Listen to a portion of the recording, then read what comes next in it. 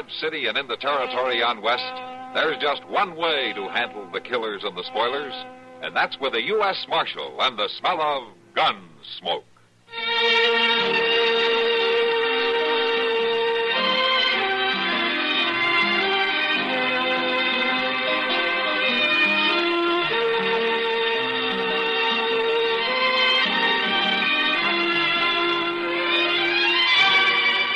Gunsmoke, starring William Conrad. The story of the violence that moved west with young America. And the story of a man who moved with it. I'm that man. Matt Dillon, United States Marshal. The first man they look for and the last they want to meet. It's a chancy job, and it makes a man watchful. And a little lonely.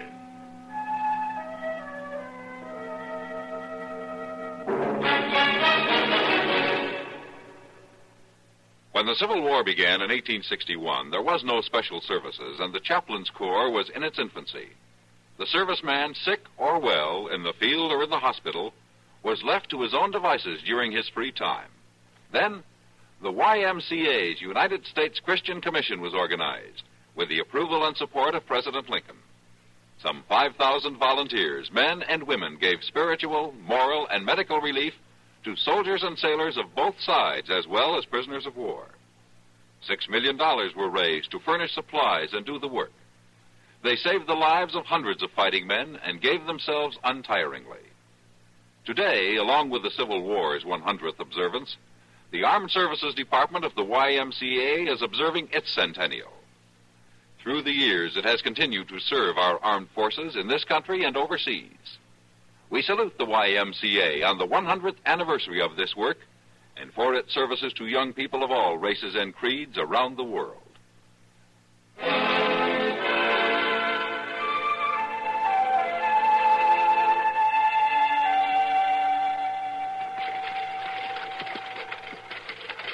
I don't think I like Dodge too much, Andy. It kind of scares me. Well, it ain't a bad town, Millie. Besides, we'll only be here long enough to get the old wagon sold. Well, that's the livery stable, isn't it? Yeah. Who there? Who? This shouldn't take very long.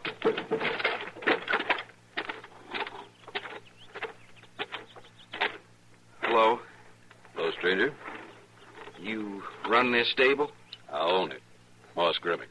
Well, I'm Andy Coe. I had in mind to sell my wagon. Oh? I was told you might buy it. It's a good wagon. A little old, maybe. You must be kind of broke. We just moved into a shack down by the Arkansas, and we're looking to get a start somehow, but we need a little eating money till I find a job. I'll sell the wagon cheap, Mr. Grimmick. Well, maybe I can help you out. Let's have a look. What's that? Well, something spooked that team. They're running wild. Pull it! Pull back! Pull out! Pull out!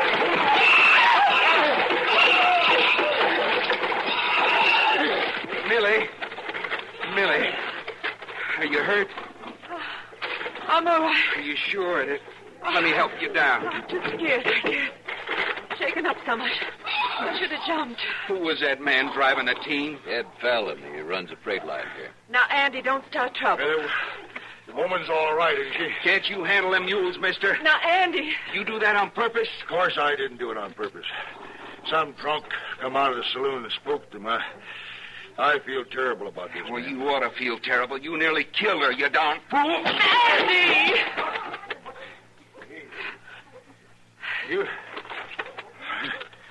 You got a bad temper, ain't you? You just bet I have. Well, so have I when I get riled.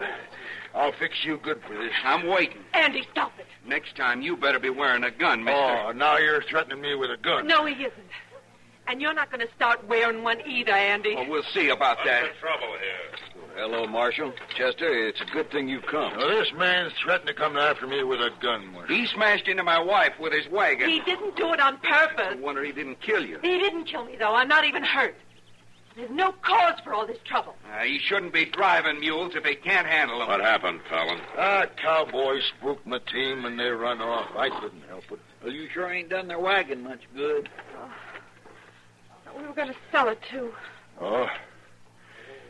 Well, I'll tell you what. I'll pay for it.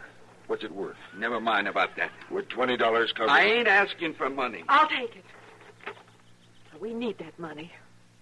Why, sure. Sure. Here you are, man. Thank you. You're pretty broke, are you? We're broke, all right. Well, maybe I can help you out. I'll give your husband a job, starting tomorrow. Andy. You here? Yeah. Yeah, I hear, and I don't like it. Why should he offer me a job? It don't make sense. My gracious, Mr. Fallon's just trying to be nice to you. Looks to me like you could use a job, son. He's right, Andy. All right. All right, I'll try your job, Mr. Fallon, but probably not for long. You sure don't make it easy. Anyway, my office is right over there. I'll see you in the morning. And, good day, ma'am. Good day, Mr. Fallon. Why, you see? It worked out fine, Andy. I sold a wagon and you got a job. Yeah. But I don't like that man, Millie. You got quite a temper, son. Why don't you just relax and take your wife on home? Huh? Yeah, sure. Come on, Millie. Goodness me, he sure is a hothead, ain't he? Yeah, and a temper like that can cause a lot of trouble. Especially with a wife that pretty.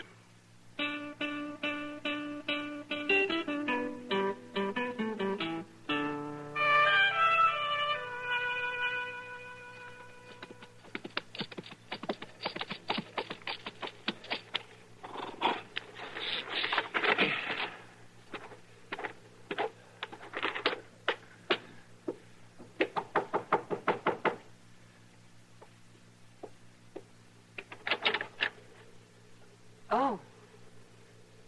Mr. Fallon. Mrs. Cole, I had to ride out in the country today and just stop by your place to see how things were going. Well, that's very kind of you. Well, you look like you thought maybe it was some bandit riding up. I didn't know. No, I just wanted to be sure Andy wasn't home playing hooky while I was gone. Andy wouldn't do a thing like that. No, I was just joking. He's there on the job, all right, I'm sure of that. He's got 3 freight wagons to get loaded by noon. Andy's a hard worker. You're going to be real pleased you hired him, Mr. Fallon. Here now. You just call me Ed. We're friends, ain't we? Why, yes, of course. And how about inviting me in for a cup of coffee? Well, I'm not sure that would be proper. No, it ain't nobody around. Ain't nobody to even know. Well, Millie, that job I give Andy, I'm paying him $1 a day more than it's worth. I know. Well, I sure could use a cup of coffee. All right, Mr. Fallon. I'll make you a cup of coffee. Now, that's right neighborly, you, Millie. I like that just fine.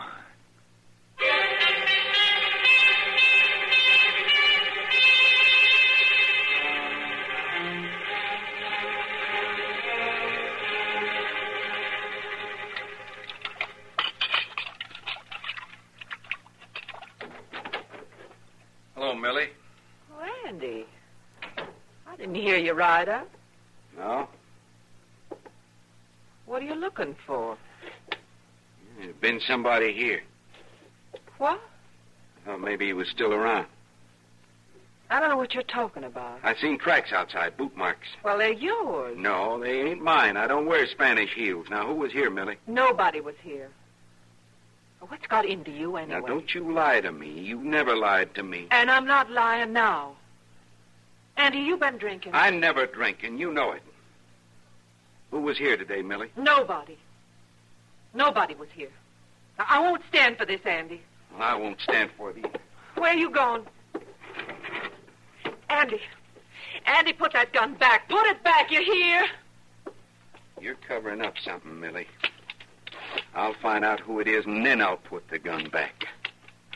Not before.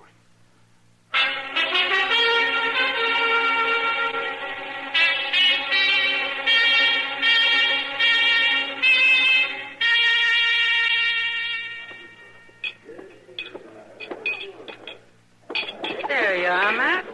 Thanks, Kitty. You know, that's better beer than we've been getting lately. Yeah, I think it is. Maybe I ought to start charging more for it. On second thought, kind of flat, isn't it? You're a hard man, Matthew. Say, how's Andy Cole getting along in his job with Fallon? I don't know, Kitty. I saw Andy today. He was wearing a gun. Well, that doesn't exactly make him stand out around here, does it? Yeah, that's the first time I've seen him wear one since he arrived in town. Oh? Yeah, I asked him about it. He told me some man was visiting his wife yesterday. She wouldn't tell him who it was. I tried to talk to him, but it didn't do any good. No. Never does in a case like that. Evening, Mac. Kitty? Hello, Doc. Sit down, Doc. Oh. How about a beer? Oh, now I'd like that. Sam, bring Doc a beer, will you? Yes, Miss Kitty. You two look mighty glum. Is something wrong? They were just talking about Andy Cole. Andy Cole. I met his wife today. Nice girl. Oh? Where'd you meet her? Here in town? No, I was driving by their shack by the river there, so I stopped and said hello. So you're the one.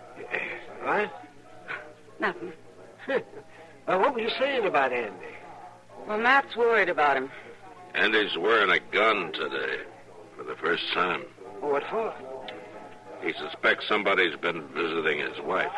Maybe he's after me then. This isn't a joke, Doc. Well, no, I guess it is. Andy's a good boy, but he's awful hot-headed. You know, this morning I made Millie Coe a promise. But I think maybe I should break it. What are you talking about? She gave me a note to deliver. Asked me not to tell anyone about it. It was for Ed Fallon.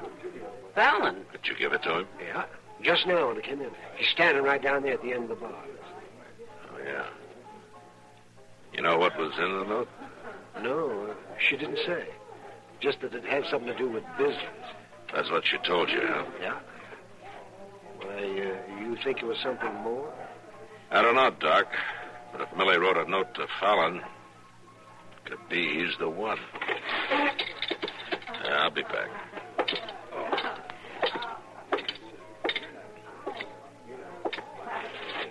Fallon?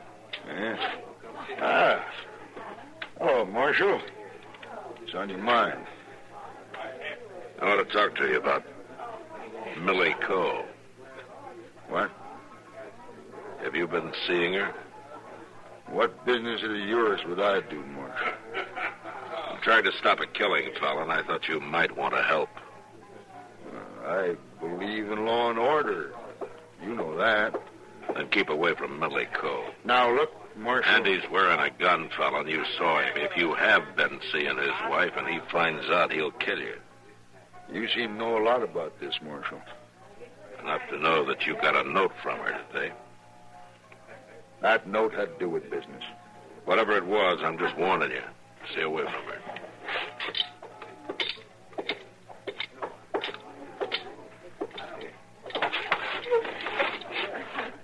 Well, what'd you find out, Matt? I can't pin him down.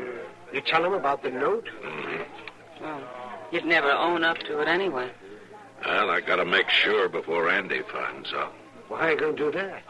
Go out tomorrow and talk to Millie Coe. Face her with it. Hope she tells the truth.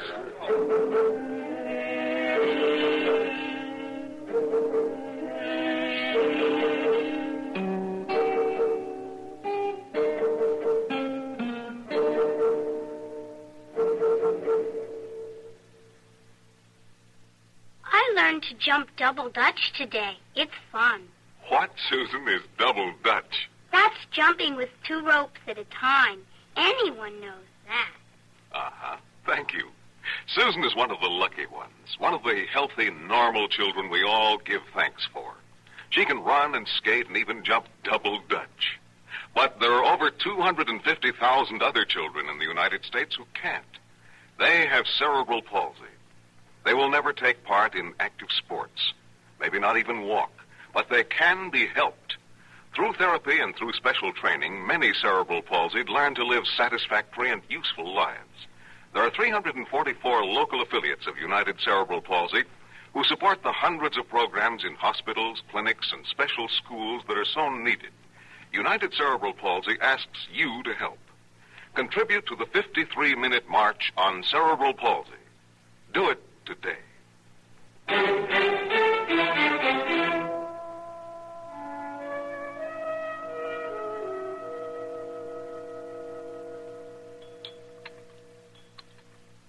More coffee? No, thanks, Millie. Marshal, I don't know what makes you think Mr. Fallon has been visiting me. Andy's wearing a gun, Millie, and he means to use it. I know. Was it Fallon? Nobody's been out here except you and Doc Adams. Andy doesn't believe that. Do you? No. Marshal, it's true.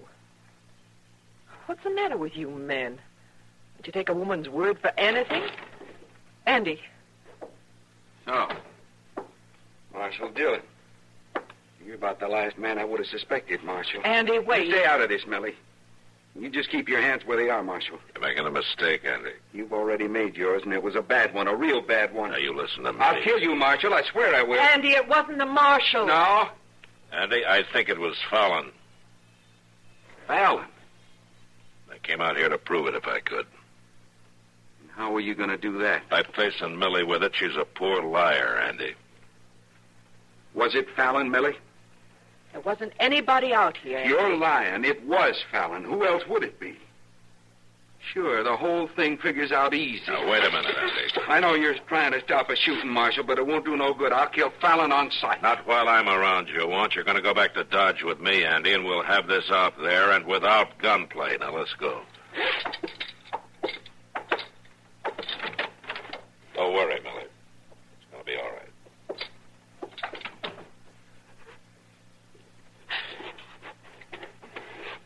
Andy. Oh, Andy.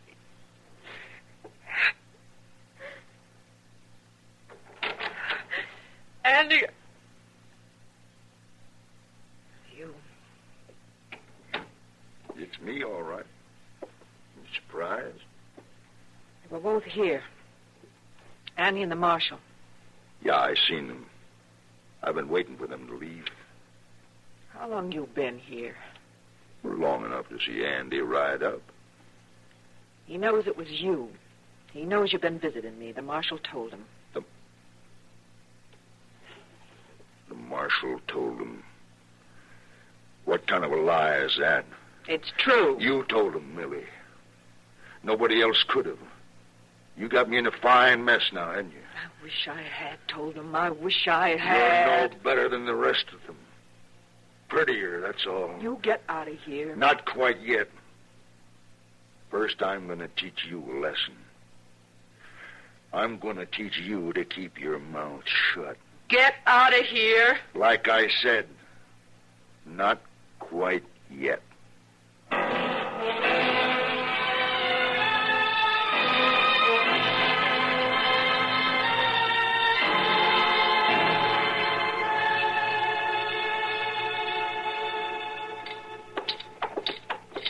I ain't saw Fallon around town all day, Mr. Dillon. He may be here at his office. He better be. Well, Andy, where you been? I looked everywhere for you. Where's Fallon, Jenkins? I don't know. Take a look out back, Chester. Yes, sir. Maybe you wouldn't mind telling me what's going on here, Marshal. Like Andy said, we're looking for Fallon. Well, Fallon's going to be looking for him. He finds out Andy's been loafing on the job. Fallon's paying Andy too much money as it is. Not for long, he ain't. You're getting $1 a day more than you're worth, Andy. Whose idea was that, Jenkins, to pay him that money? It wasn't mine. I'm only the clerk here. Besides, I don't have no reason for it, do I? But Fallon does, huh? Ain't nobody back there, Mr. Dillon. All right, where is he, Jenkins? You sure you want me to tell you, Marshal? Did he go out to Andy's place? He was looking kind of worried after talking to you last night. And then he is out there. He sure is, and you're looking mighty stupid, son. Running all over the country while Fallon's out there courting your wife, having himself a fine time. Why, you... Come on, Andy. Don't waste your time. Let's go.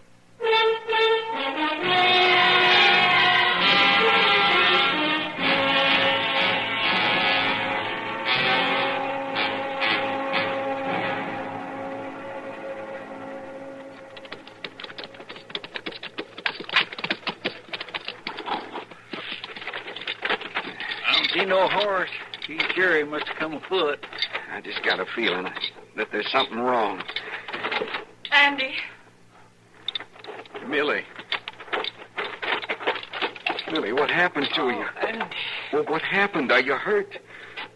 I'm all right. Fallon. Where's Fallon? He's here. I know it. Now, where is he, Millie? In there. In the house. Fallon. He got shot.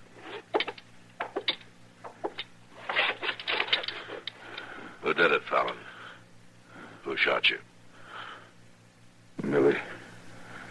Millie? I tried to beat her. She shot me. I ain't doing so good.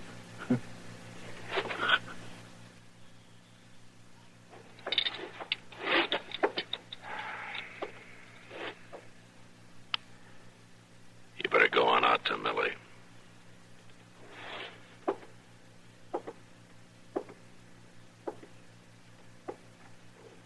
Millie. Millie, I was wrong not trusting you. Why didn't you tell me that first day? I didn't want any trouble, Andy. But I was wrong, too. I'm not telling you. Well, the trouble's all over now. I was going to the river to wash when I heard you ride up. Come on. I'll go with you.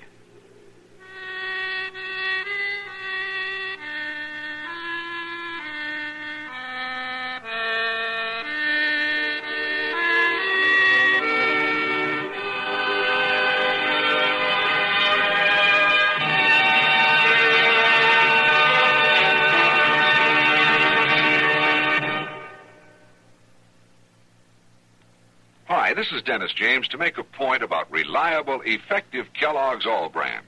Repeat after me, please. What do you want when you need brand? What do you want when you need brand? Reliability. Reliability. Now, what do you get in Kellogg's All Brand? What do you get in Kellogg's All Brand? Reliability. Right. There's nothing like the reliable Kellogg way to get the effectiveness you want from brand. Kellogg's All Brand is the real Battle Creek formula with more of the vital brand bulk to help you keep regular. Low in calories and mighty appetizing. That's Kellogg's All Brand. And take advantage of the special rosebush offer now on the package. Famous queen of the garden rosebushes, 6 formally patented varieties, every one a beauty, at just a fraction of their usual cost.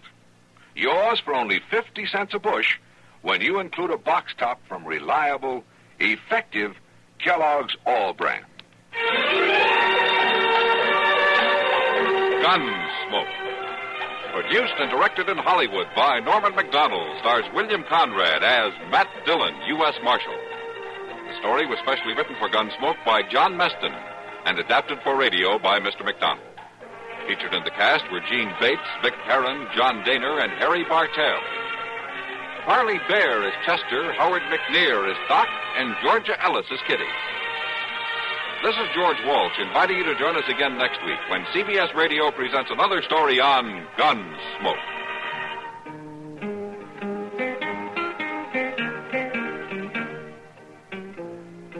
Have a Happy Habit, Fun Day through Friday with Bing Crosby and Rosemary Clooney on the CBS Radio Network. You've been listening to the OTR Gold Network. Find more classic radio at otrgold.com.